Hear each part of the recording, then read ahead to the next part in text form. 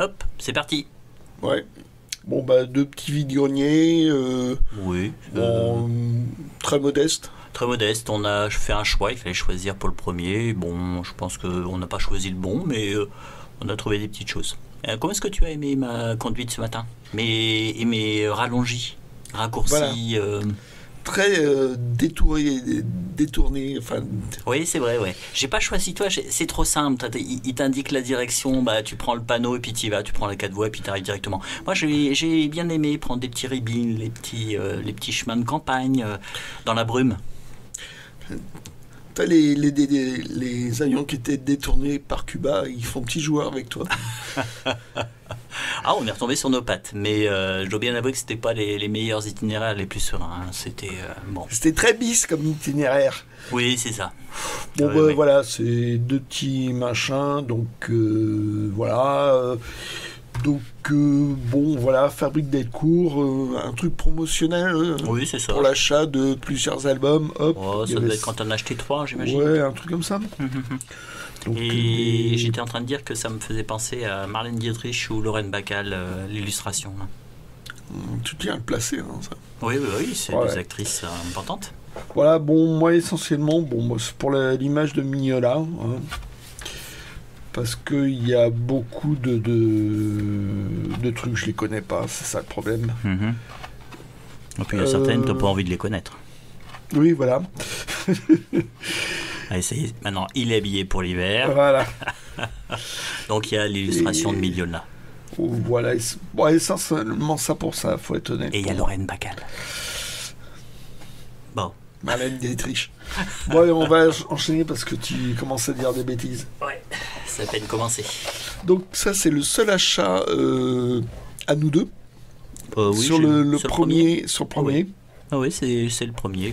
Donc, Bon, c'était sympathique. Hein, oui, y a l'ambiance rien à dire, était mais sympathique, ambiance mais sympathique, il y avait- mais il n'y avait rien pour nous. Enfin, si, il y avait ceci pour toi. Voilà, c'est donc ça date de 83, donc les débuts du dessin animé. Mais bon, les dessins sont corrects, j'ai envie de dire. Oui, oui, oui. Donc ça va, quoi. Bon, bah, Ouais. ce qui est rigolo, c'est que sur la boîte, t'as encore, pour les plus vieux d'entre nous, Ravenburger. là, voilà. On a encore le logo Antenne 2, voilà, Ah, oui. Télécip, PO 1983, donc mine de rien. Ah, ça fait 40 ans quand même. Eh ouais, Ah ouais. on Par rajeunit contre, pas. ne compte pas sur moi pour jouer au domino. Pourquoi t'es nul? Bah non. Bah si. Bah, si je tu suis sûr veux que pas. si on joue, je suis sûr que je te bats. Voilà, là. Bon, on jouera pas. Allez, vas-y. Quelques bouquins de SF. Donc, voilà, Ouais, brille. voilà, chez Albin Michel. Ouais, la collection Super Fiction. Voilà, donc Larry Niven, bah, je connais l'Anneau Monde. J'avais Oui. lu l'Anneau Monde. Sympathique. Ouais. Alors ça, c'est parce que il y a un Cthulhu dessus. Hmm. Mais Brian Lumley, je crois qu'il est dans les amateurs de Lovecraft en tant que continuateur pasticheur. Oui, c'est ça. Il n'a pas une bonne réputation, hein. Mm, mm, mm. Donc là, j'ai envie de dire, ce sera plus pour l'objet. Donc j'en ai pas lu encore de Lumley, mais ouais, Je pars pas avec un. c'est la boussole qui indique le sud. Ouais. D'après ce que j'ai compris. Brian Lumley, j'ai dû en lire, mais il y a très longtemps quand j'étais étudiant. Bah, dans le milieu amateur, je crois que c'est pas. Il est pas très apprécié. Non, Ouais. non, pas vraiment, non. Mais bon, c'est l'objet. Il en a fait 3 dans cette collection-là. Donc c'est ma deuxième. James Blish, eh ben, D'accord. donc c'est des bouquins. Alors, j'ai regardé ça. Hein, c'est du 250 pages. Hein, Mhm. je crois que ça passe. Oui, c'était Albin Michel qui se mettait à la SF. Ils ont fait une autre collection, je crois, qui était d'un format un petit peu plus grand, qui peut ressembler un petit peu à Hier et Demain, côté Alors, argent. ce qui est marrant, c'est que à l'époque, les maquettes, c'était toujours 250 pages. Donc même le Jazz Bleach, et c'est marrant. Parce que Ah oui, d'accord. Il n'y a pas le même nombre de signes. Hein. Ok. voilà, là à la rigueur, pour les vieux, il y a besoin de lunettes, hein, les vieux comme nous. Il y a besoin de lunettes, Et pas, puis sur droite, pas besoin de lunettes. Ça va. C'est écrit gros. C'est pour ça que tu l'as pris. Hein. Voilà. Bon, et quand j'ai vu ça, c'est ah ouais. Et pour la curiosité, j'ai pris celui-là. Ah oui, tu m'en as Les parlé dans le... vampires du Finistère. Pam, pam, pam, pam. Aux éditions Galeria.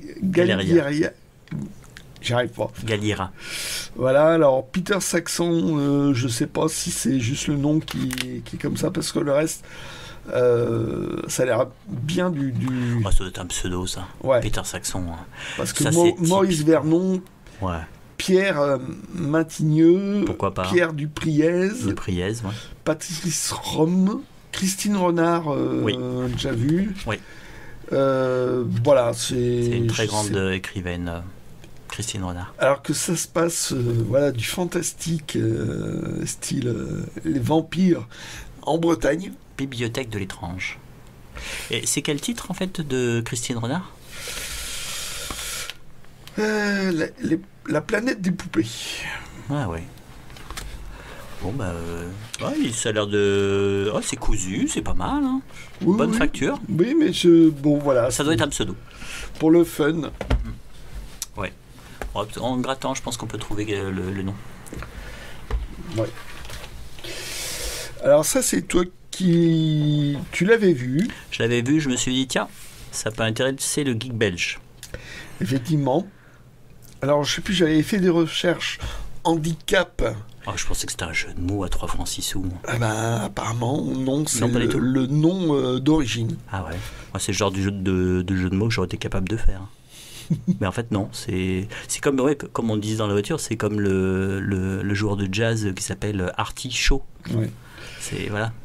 Donc, Andy, c'est lui, c'est un poivreau. Un cassos.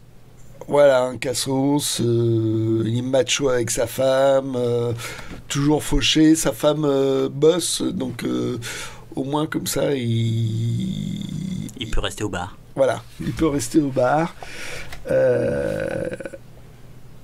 J'ai envie de dire, il n'y a rien pour lui.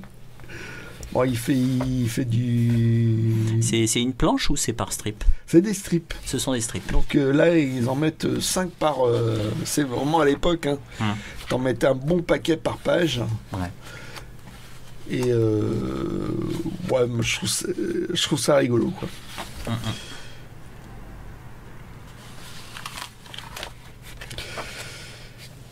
Est-ce que je vais retrouver celui que j'ai vu? Ah voilà. On invite Billy Doon à boire un coup, on dit. Sûrement pas Chalky. C'est un type mal élevé, un roublard, un vicieux avec une grande gueule, et pourtant je n'arrive pas à éprouver de la sympathie pour lui. Et voilà, et puis bon, puis c'est un dragueur, mais bon, il se prend des râteaux. Alors que bon, il est marié évidemment. Donc je trouve ça bien rigolo. Ça, c'est parce que c'est les humanoïdes associés. Voilà. Oui, oui. Voilà. Si je l'avais vu en premier, je crois que je te l'aurais laissé. Parce que c'est les humanoïdes associés. Oui. Oui, voilà. Donc, moi, un album des humanos, surtout si c'est pas cher là, faut pas que ça soit cher. Oui. Il était à 1 euro, voilà, c'est. Ça, c'est sur le deuxième vide-grenier. Oui. C'était sur le stand des deux du couple qui était bretonnant. Oui, voilà. Oui, c'est là où on a trouvé la grande majorité des BD sympas. Ouais, voilà. C'était un amateur. J'en ai un amateur comme nous qui oui, c'est ça, qui se débarrassait de ses doubles. Des doubles, des choses qui machins. l'intéressaient moins qu'avant. Voilà. Ouais, voilà.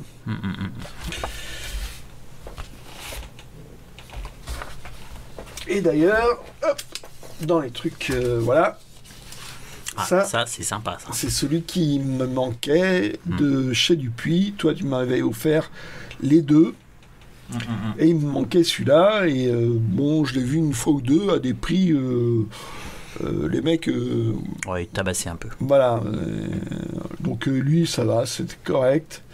Donc, Franca, donc là, c'est encore une période chaste. Oui. Oui. Mais bon, ça commence à déjà un peu à délurer. Ça commence à sortir des critères du journal Spirou. Oh, et puis c'est vraiment Franca, c'est un personnage qui est vraiment chouette. Ouais, c'est rigolo. Donc c'est néerlandais, non, c'est ça? Ouais. Mais c'est un dessin, c'est particulier, mais c'est plutôt sympa. Ouais, ils sont, comment dire, je crois qu'il avait eu 3 chez Dupuis, 2 aux Humano. Voilà. Et ça a été maintenant. Après BD Must. Ouais. BD Must qui fait un grand travail dessus, qui les republie en français. Alors il n'y a pas de supplément, c'est un peu dommage. Il n'y a pas l'intégrale non plus, c'est un peu dommage non plus. Mais ils font des petits tirages un peu particuliers, je crois, avec des. Je pense s'il n'y a pas des petits suppléments dessus. Ah, des tirages un petit peu. Pas numérotés, mais presque. Ah, d'accord. Alors là, c'est pour l'objet. Hein. Parce que le dessin, c'est pas mon truc. C'est la génération élevée au manga, j'ai envie de dire. Oui, c'est ça. Qui ont accédé, donc, qui sont devenus adultes, qui. C'est un dessin, c'est pas mon truc. Hein. Ouais, c'est l'histoire d'un gamin qui est très portable, très réseau et tout, qui se retrouve à la préhistoire. Et donc, en fait, il s'appelle Franck, mais en fait, les personnages de la préhistoire ne prononcent pas les voyelles. Donc, il avait fait un Spirou, lui, le dessinateur. Donc, j'avais lu son Spirou. Je me demande si c'est pas le même scénariste aussi. Un truc qui m'accrochait pas a priori, mais qui était intéressant. Et là, bon, voilà, donc... mais c'est l'objet. Ouais, c'est sympa. Hein. Voilà. Il y a un petit supplément, il y a une petite présentation de la série, c'est chouette. Hein. La couverture est alternative. Est alternative. Et en fait, c'est un exemplaire, alors véritable collector. Tirage limité à 4000 exemplaires seulement. Donc, mais bon, c'est un ouvrage hors commerce, exclusivement réservé aux librairies, journalistes, bibliothécaires, et ne peut être vendu. Ouais. Donc voilà, c'est Dupuis de maintenant, mais ouais, bon, comme... Ouais, j'aime bien le 4e de couve, la présentation. Pas de pizza, pas de réseau, pas de voyelles, la préhistoire c'est nul. Voilà. Et donc, voilà, donc c'est pour lancer la série. Hop.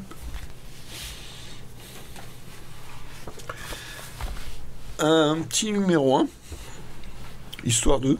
Hein. Donc, le premier numéro 2 à suivre. Donc, c'est à suivre. Moi, je trouvais que ça manquait de suite, de vie. Ça va être pas comme j'ai envie de dire le journal Spirou où tu avais des petits dessins par-ci par-là, des auteurs. Ouais, je vois ce que tu veux dire.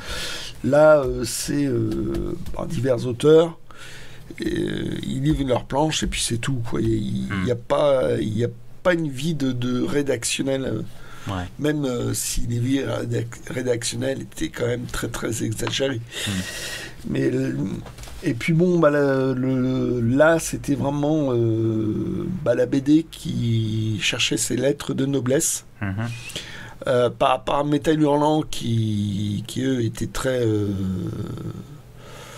ils ont cassé la baraque, Métal Hurlant. Puis qui était hyper novateur, quoi. Là, c'est oui. Là, c'est le... Ça se prend au sérieux. Oui, c'est ça. Enfin bon, il y a pire quand même, hein, parce que ça commence avec Tardy et Forrest qui font ici même. BD, là c'était le début des gros pavés en BD, alors que la règle c'était le 45 pages à l'époque. Ouais, quelque part, en fait, Voilà. c'est ce que maintenant on appelle les romans graphiques, d'un point de vue, je pense, purement marketing, ouais. En disant, bon, en mettant roman graphique, on va attirer les gens qui lisent du roman. Mais Et c'était donc déjà voilà, le cas. là, Dans- ça annonçait le truc, une publicité pour de la littérature. Ouais. Voilà. Avec un sommaire à la fois, ouais, tiens, Bernard Pivot, rien que ça, hop, Ouais. en même temps que de la BD, ça posait, ça montrait que la BD était sérieuse. C'était pas des petits Mickey comme on disait à l'époque. Ouais, voilà. Et donc ici même, c'est quand même une histoire assez délirante à la Forest, où c'est l'histoire de ce mec-là qui a été dépossédé, enfin, de son héritage, Mhm. qui était un grand domaine, et son domaine a été morcelé, Mhm. et il est en train de faire un procès. Pour récupérer son domaine. Voilà. Alors pour le premier truc, ce qu'il récupère, c'est les murs, D'accord. tous Donc, les murs. Il est sur le mur. Donc il vit sur le mur. Ok. Et il fait un droit de péage à tous les propriétaires dans le coin. Ah, Quoi. d'accord. J'aime bien en fait ce côté de logique absurde qui est mené. En fait, il y a une logique, alors qu'au début, Voilà. c'est absurde le postulat. Mais tu suis la logique et ce qui fait que ça développe ton scénario. Voilà. Il y a Alors, Serge c'est Rousseau un qui est peu- très fort c'est un- pour ça. C'est un peu long. Moi, j'ai du mal à le lire. Mais bon, c'est bien, quoi. Mhm. Puis bon, bah, c'est tardi, excusez du peu quand même. Ouais. Donc, dès le numéro 1, voilà sa maison. Il tapait fort, Ouais, plutôt, ouais. avec du Tardy, Forest.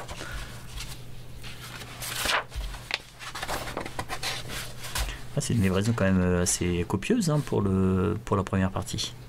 Ah bah, ça fait quand même 150 pages, ce qui était, Ouais, c'est vrai. très, très inhabituel. Donc, tu vois, le genre d'article. Mhm. Bon, Pétillon, C'est quelle année ça en fait 79. 79, ok. Ah, je commence à comprendre pourquoi le couple l'avait. C'est sur les Celtes. Ah, Pourquoi le couple l'avait acheté. non, c'est le couple. Ah, c'était pas le couple. Non, Ok. c'est pas le couple. Raté. Donc, tu vois, à la fois BD, machin. Brown ruse. Voilà. Ah, il y a un petit machin. Alors, ça, c'est une BD. J'ai jamais réussi à la lire. C'est sûrement très bien, mais j'ai jamais réussi à la lire. Ah, c'est celle qui est en breton. Là. Bah, là, dans la version journal, oui. Dans la version album, t'as la traduction. Parce que là, ça allait trop loin, quoi. Donc, pour l'album, Ouais. ils ont fait un effort. Bon, il n'y a pas beaucoup de bretonnants maintenant. Donc là, c'était Tête Benoît. Il y a eu un album. L'album correspondant à ça est sorti aux Humano. Mhm. Le Ouais, début je de connais, ouais. Jeanne d'Arc. Bon, Mhm. ça avait commencé dans Métal Hurlant, ça continue ici. Le roman de Renard par Forest et Cabane, ça a été abandonné. C'est Futuropolis qu'on avait fait un grand album. Il a un dessin incroyable, Cabane.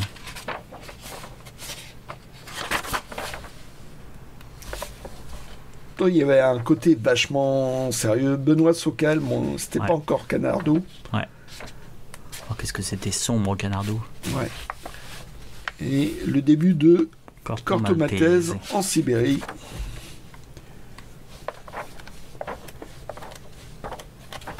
Donc c'était le premier numéro. Oh, il tapait fort quand même. Hein. Ah oui, fallait taper fort quand même. Et tu vois, tout un côté, on parle de roman, machin, Casa. un peu de BD, publicité quand même, Métal Hurlant. Hurlant quand même.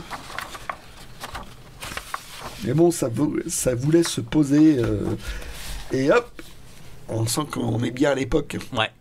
Les Gauloises. On verra bien. Qu'est-ce que ça pue ces clopes. Ouais. Et t'en avais plein sur les journaux comme ça. Metal Hurlant, il y en avait plein. Oh. Voilà. Et je vais terminer par une BD. J'ai bien hésité. Est-ce que je l'ai? Est-ce que je l'ai pas? Roulement de tambour.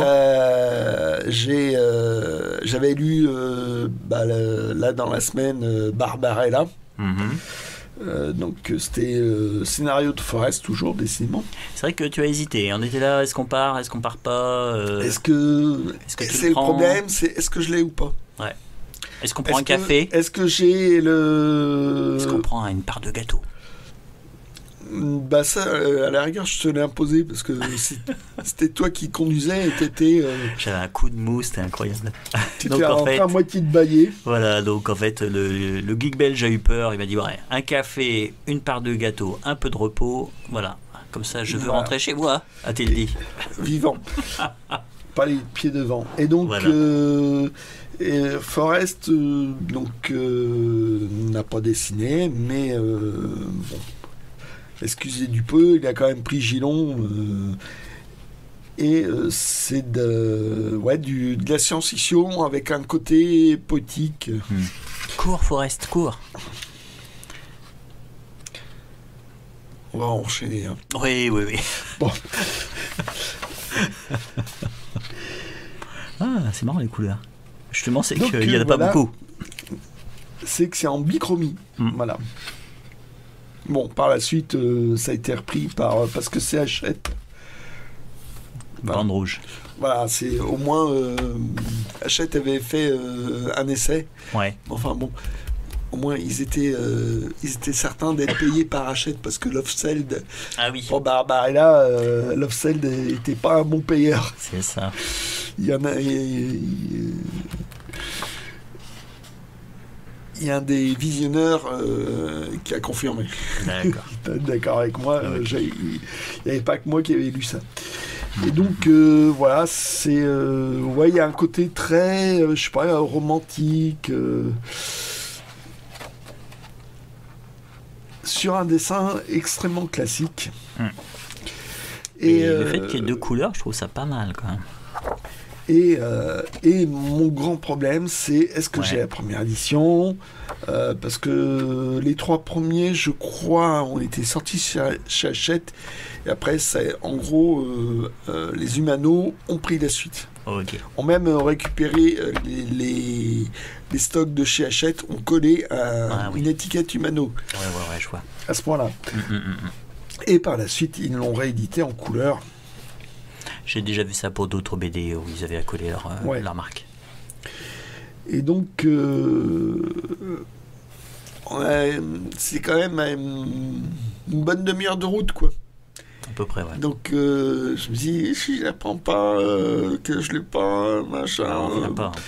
On ne reviendra pas. Bon, tant pis, je l'ai pris. Et voilà. Et c'était un doublon. Voilà. Bon.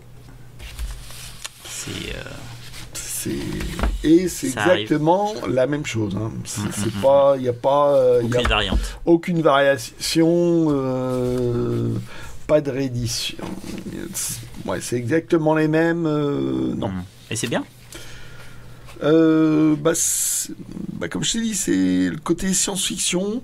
Il n'y a pas le ou à peine, beaucoup moins que Barbara, le côté érotique, très légèrement. Ouais. Et il y a un côté, côté plus science-fiction poétique. Ah, ok. Bon. À la Forest. Voilà. Donc, voilà. Voilà. Donc, voilà pour moi. Et maintenant, c'est le tour du petit Elzeljo. Petit Elzeljo. Donc voilà. Alors ça c'est pas vide-grenier. Simplement j'ai été à la ville voisine, j'ai fait les classiques nids à champignons. Bon, il faut croire que les nids à champignons s'épuisent un peu. Hein. C'était pas très intéressant, mais j'ai pris quand même ceci. Donc c'est la collection Les chefs-d'œuvre de la science-fiction. C'était une collection qui a duré 2 ans, qui a été publiée par Édito Genève. C'est ça, maquette. Édito Service. Donc c'est une société de Genève. Et simplement, ils ont repris des titres qui se trouvaient dans la collection Ailleurs et Demain. Donc chez Robert Laffont, essentiellement. Il y en a eu 20 qui sont sortis entre 1974 et 1976. Donc là, le Geek belge en a pris 2. Ouais, qu'il a oublié de présenter. Ouais, voilà.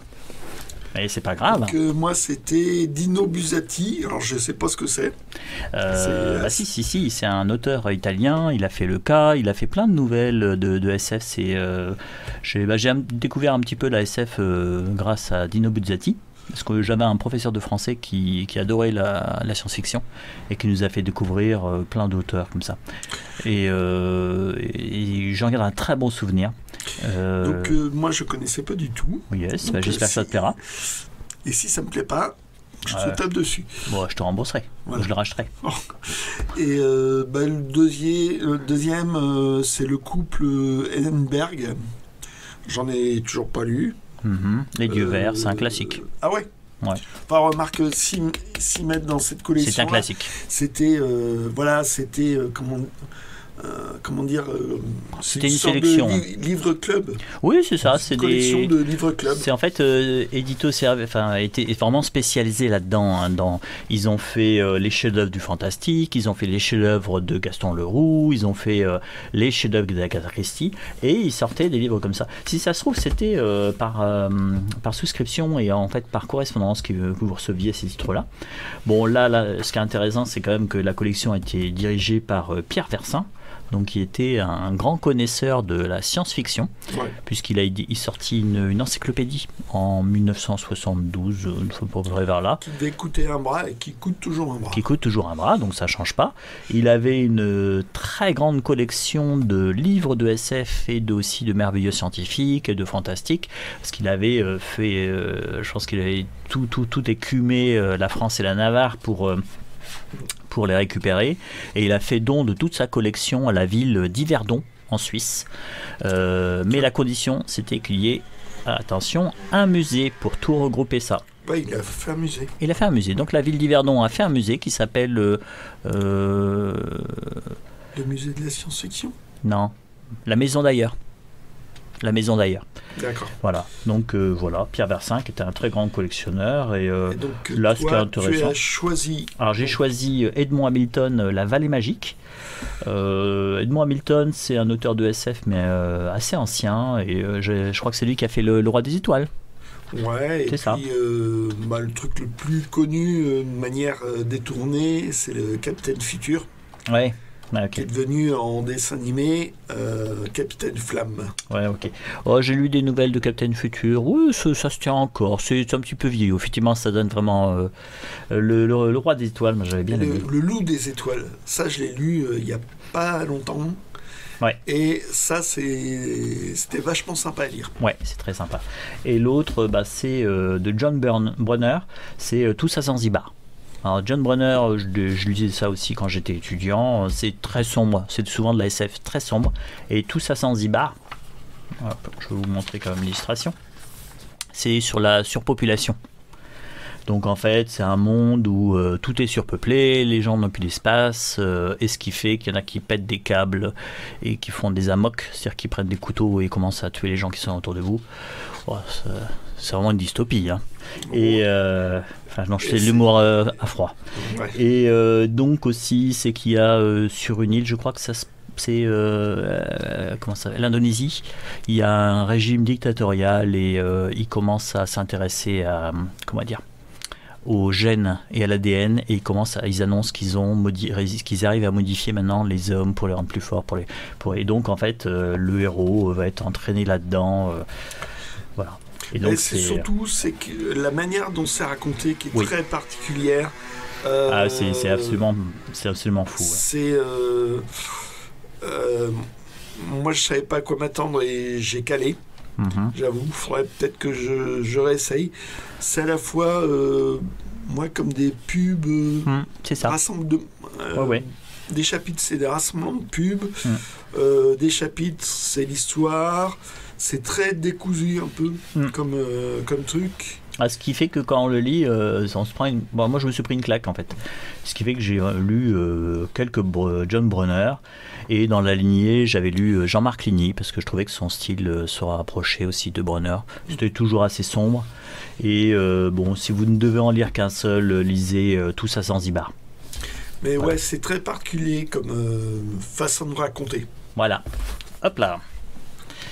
Alors donc, mon périple dans la ville voisine, en fait, simplement, c'est que j'ai convié le geek belge, et c'est le geek belge qui m'a trouvé ceci. Alors, je vous avais montré la semaine dernière une musique du film du réalisateur Peter Greenaway. Donc, ouais, je m'en suis souvenu. Peter, bravo. Et là, c'est encore une autre musique de film, c'est le ventre de l'architecte. Et là, cette fois-ci, la musique a été faite par Wim Mertens. Alors, Wim Mertens, c'est un compositeur minimaliste belge, qui donc minimaliste. Donc, en fait, la musique, c'est minimaliste, il n'y a pas d'autre mot. Vous avez des gens comme Philippe Glass qui font la même chose. Donc, tout est axé sur des mélodies qui se reproduisent, mais en fait, comme ils ne sont pas exactement synchrones, il y a des décalements dans les instruments ou dans les rythmes, et ce qui fait que voilà, la musique tout doucement évolue. Mais vous ne s'attendez pas à beaucoup d'harmonie avec plein d'instruments. C'est pas du John Williams. Pas du tout. John Williams, on peut le classer dans les néoclassiques, quelque part. C'est un néoclassique. Le néoclassique, c'était plutôt la musique après la Première Guerre mondiale. Un petit peu, je crois qu'il y a Stravinsky qui a fait du néoclassicisme. Enfin bon, le propos n'est pas là. Donc là, c'est le ventre de l'architecte, donc Wim Mertens, et l'histoire, bon, c'est à peine que je vous le raconte, c'est un peu chiant. La musique, je l'ai pas écoutée, mais je pense que ça doit être assez sympa.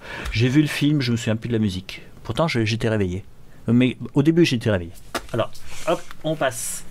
Donc là, 2 livres que j'ai commandés. Donc là, c'est du neuf. Ce sont un livre dont vous êtes le héros. Et pendant très longtemps, moi, je les cherchais sans trop les chercher. Je complétais un peu, j'avais pas de liste, donc des fois, je les laissais passer. L'ancienne collection Gallimard. Là, il s'agit tout simplement d'inédits. Donc, je faisais jamais gaffe quand j'en voyais dans les bibliothèques ou dans les grandes surfaces. Parce que pour moi, je voyais les titres, je me dis je regardais même pas, je survolais en me disant ce sont des rééditions. Et en fait non, il y a eu des inédits qui ont continué à être édités par Gallimard, et Gallimard Jeunesse. Mais là, on est très loin de la première maquette ou de la deuxième maquette qui est celle de ma jeunesse. Là, on est sur la maquette qui est la 5. Et donc vous avez c'est Ian Livingstone qui était vraiment à l'origine des livres dont vous êtes le héros dans les années 80, puisque c'est avec son comparse en fait Steve Jackson qu'ils ont fait le magicien de la montagne de feu, et qu'ils ont créé Games Workshop. Games Workshop. Game Workshop. Ouais, c'est Workshop. Ça. Workshop. Ouais. Ouais, c'est ça. Donc une grosse société, ils ont fait vraiment beaucoup de pognon avec. Mais à l'origine, c'était des passionnés simplement de jeux de société, et ils sont aperçus qu'il y avait pas de distributeur, donc ils ont créé Game Workshop. Voilà, pour distribuer au début les jeux à leurs copains, puis aux copains des copains et aux copains, et en fait au fur et à mesure, ils ont créé une belle société. Donc celui-ci, je ne l'ai pas encore fait. Charlie Higson, c'est un anglais, donc il a fait des scénarios pour la télévision anglaise, pour des séries, et il a écrit quelques romans. Donc là, je les ai reçus hier, donc je ne les ai pas encore fait. Je m'aperçois qu'en fait, j'ai pas feuilleté, ce qui fait que ça doit être un peu moche. Bon. Là, ce qui est sympa, c'est que c'est écrit gros pour mes yeux fatigués. Il y a quelques illustrations, ça se plie bien, ça c'est bien ça, parce que les vieux Gallimard, tous ceux qui ont pratiqué savent que si on les ouvre un peu trop haut, en fait vous perdez des pages. La colle, c'était vraiment de la merde. Là, on retrouve ce principe ici, pour si vous n'avez pas de dés, vous avez juste besoin d'un crayon. Et de feuilleter Voilà, et de feuilleter. Alors, je ne sais pas combien il y a de chapitres. Voilà, on va voir ça. 470, j'annonce. Bon, ça va. Donc il me reste à voir si c'est bien.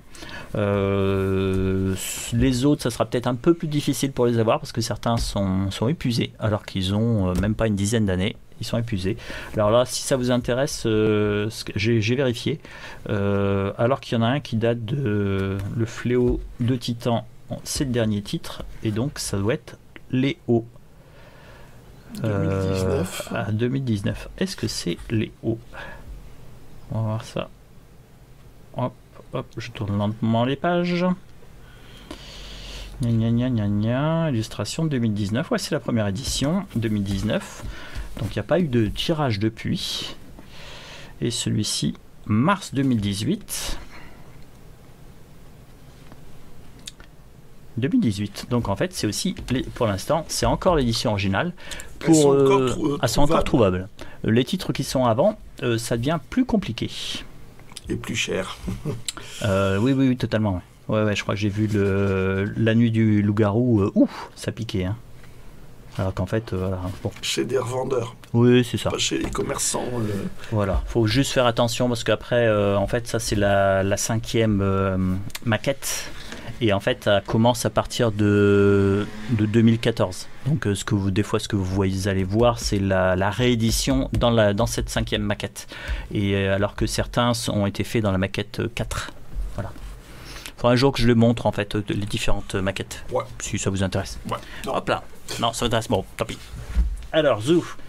Qu'est-ce que j'ai trouvé? Bon, rien sur le premier vide-grenier. Sur le deuxième, un des premiers stands. J'ai pris ceci, donc la collection 2h30 Dylan Dog. Alors, j'ai pas vérifié parce que je crois qu'il y a mon frère qui m'en a offert. J'ai pas vérifié si je l'avais celui-ci. Donc, Dylan Dog. Dylan Dog, c'est une bande dessinée italienne. Donc en fait en Italie il y a des tomes et des tomes, c'est plein d'histoires. C'est un détective avec des histoires avec du fantastique, avec fantastique horreur. Et avec un Dylan Dog qui est une espèce d'enquêteur assez nonchalant, je dirais. Qui tombe toujours amoureuse amoureux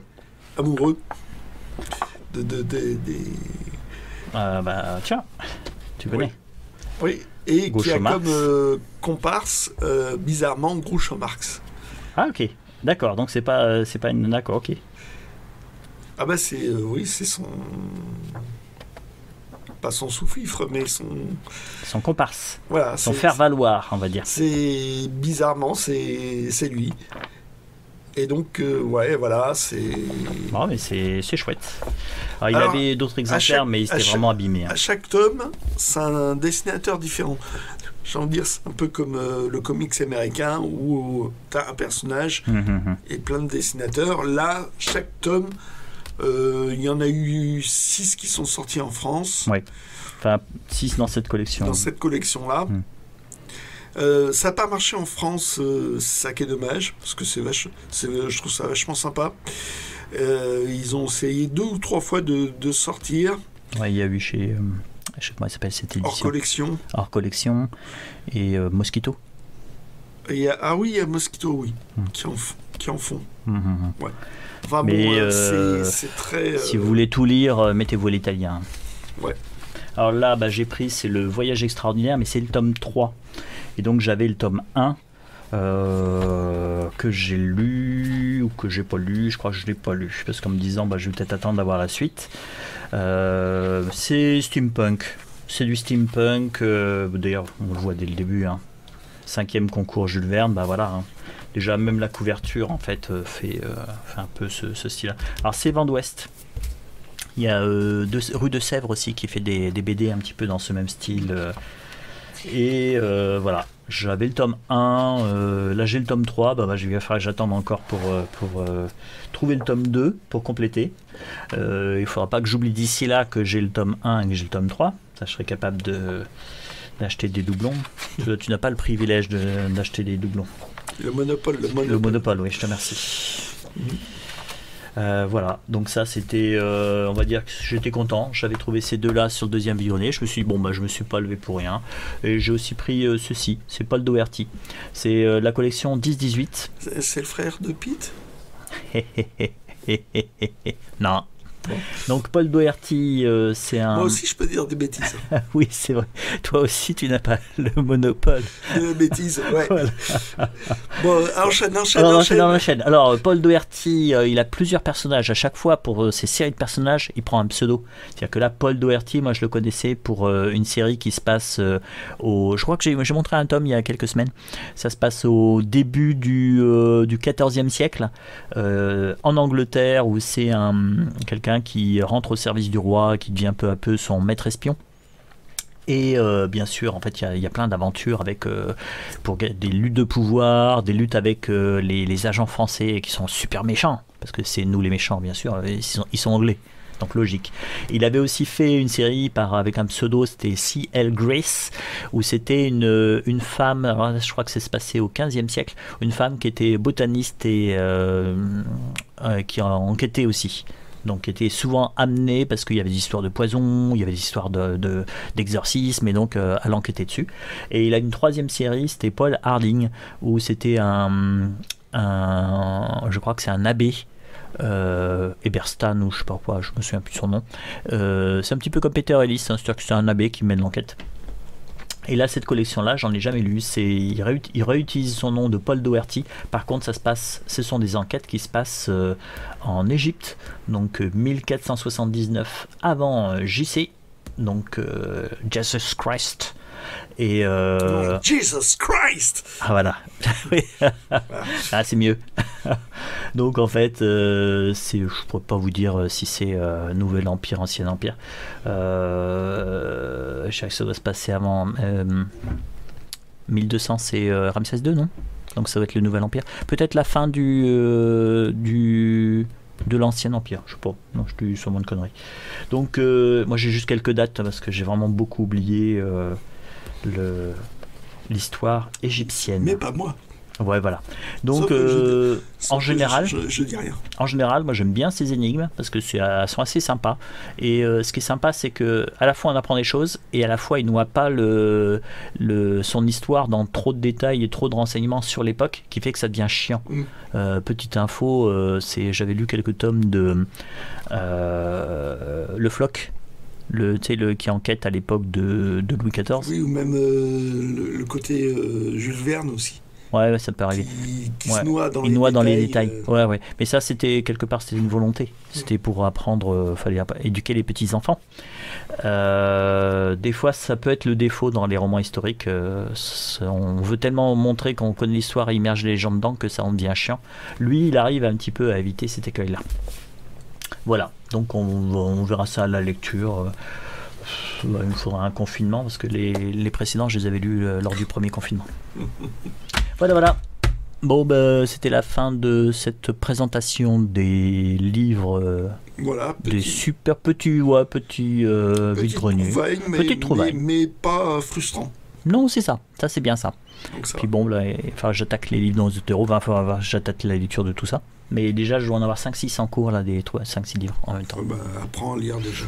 Ah oui, c'est ça, c'est pour ça que j'avance pas. Bon, on vous laisse. Ouais. On vous souhaite une bonne semaine. Même à toi, je te souhaite une bonne semaine. Alors que t'es méchant. Allez. Je suis un méchant. Allez, ciao. Ciao.